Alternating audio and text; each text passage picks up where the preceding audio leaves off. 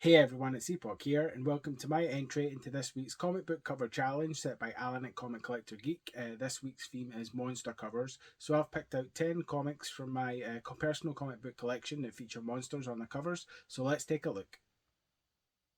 In number 10 this week, we have Blackwood number 4, which features this kind of like fire looking monster demon on the cover.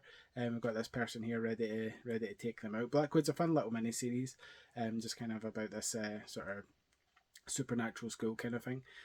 So yeah, Blackwood number 4 with this kind of fire monster demon on the cover. And at number 9 this week, we have Supergirl number 12, which features Supergirl here on the cover underwater as she's kind of fighting these sort of monstrous eel type creatures that have massive teeth, and they're just kind of squeezing her and surrounding her, ready to eat her there, which is kind of creepy. So this is Supergirl number 12 with these sort of fish monster eel type things, which I just think is a really fun cover. So Supergirl number 12. And at number 8 is the Occult Files of Dr. Spectre number 23, which is this really cool painted cover of Dr. Spectre here as he's sort of pushed over the cliff by this kind of clay monster. It's kind of made up of clay, it looks like, and then kind of at the ravine below, beneath the kind of cliff top there, there's like the hand outstretched of one of them here, and the head kind of popping out the other one. So I think this is a cool cover. These kind of clay monsters that are sort of stalking Dr. Spectre here. So that's the Occult Files of Dr. Spectre number 23. The number 7 spot this week goes to Hungry Ghosts number 3, which features this Kappa turtle on the cover. The Kappa turtle is like a kind of a Japanese god from Japanese folk tales, similar to the yokai. The Kappa can get can get very annoyed if they get not respected as a god kind of thing. And that's kind of plays into this story here in Hungry Ghosts number 3. So we have the kind of Kappa on the turtle who's looking kind of menacing as he's sort of leading forward towards this chef here on the cover. So that's Hungry Ghosts number 3. And at number 6, we have Angel After the Fall, number 14, which features Angel here being crushed by the giant tentacle of this monster demon that's kind of sneaking up behind him out of the shadows. I just think this is a really cool one to show a sort of a giant monster as the tentacle there is crushing the life out of Angel. So that's Angel After the Fall, number 14. And at number 5, we have The Amazing Spider-Man number 438, which features a similar cover to the Angel one I just showed before. This time we have the giant monster clutching Daredevil in his hands, sort of squeezing the life out of Daredevil as Spider-Man sort of swings in to help. And so I've just always thought this was quite a fun monster cover with Daredevil getting crushed in the hands of this giant kind of rock-looking monster here, with Spider-Man swinging in to help. So that's The Amazing Spider-Man number 438. And at number 4, we have Pit number 1. Pit is a character created by Dale Keown.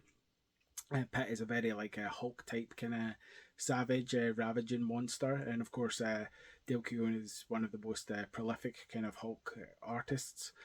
So here we have his creator-owned book, Pit, featuring Pit, who is a similar kind of monster, rip-roaring kind of monster there, who has a lot of strength and savagery behind him. So I've always really enjoyed the Pit character. So that's Pit number 1.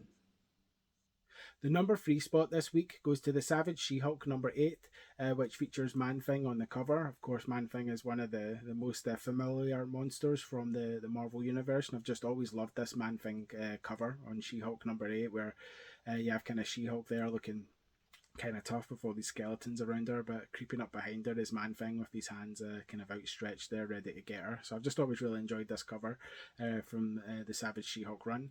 And of course, this is Savage She-Hulk number 8 with Man-Thing creeping up on She-Hulk.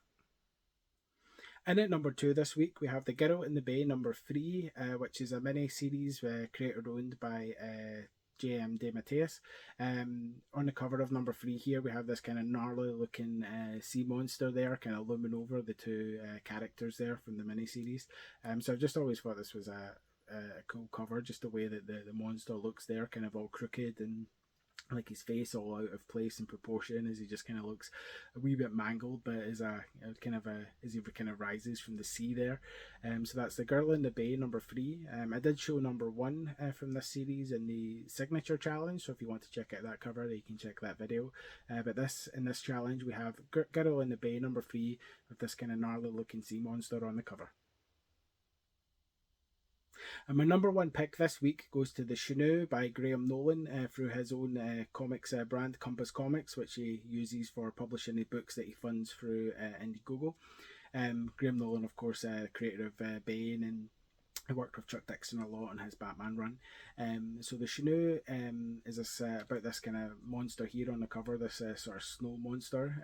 The Chino is quite savage and quite gruesome. It's quite a fun book, so I'd recommend checking it out if you're able to get your hands on it. Not sure if you're able to pick it up just now through Graham's current campaign, which is The Ghosts of Matakumba Key, which also looks really good. It's kind of like a zombie tale set in a hurricane. So this is The Chino, featuring the snow monster, the Chino, on the cover.